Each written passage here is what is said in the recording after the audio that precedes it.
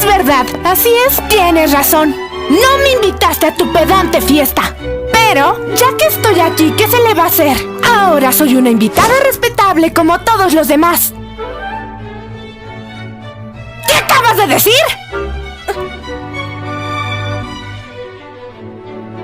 ¿Te atreverías a echarme?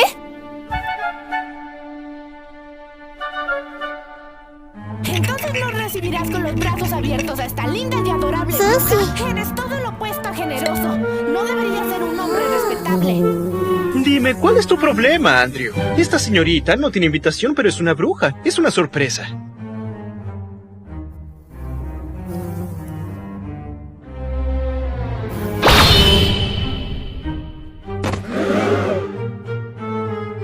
¿Andrew? ¿Estás bien? ¿Estás bien?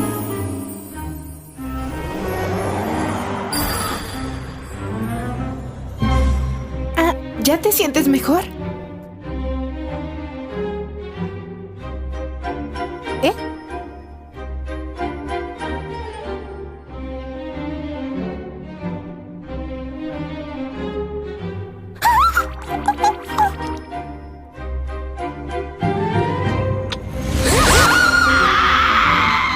¡Imposible! ¡No puede ser! ¿Qué es esto?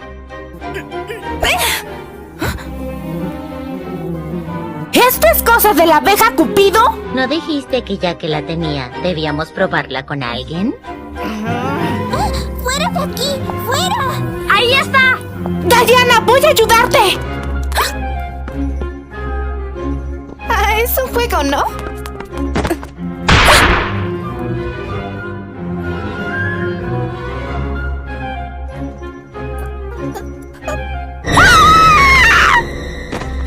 ¡Ya déjame tranquila! ¡Susie! ¡Haz algo para ayudarme! Es tan divertido jugar con algo. ¡Estúpida!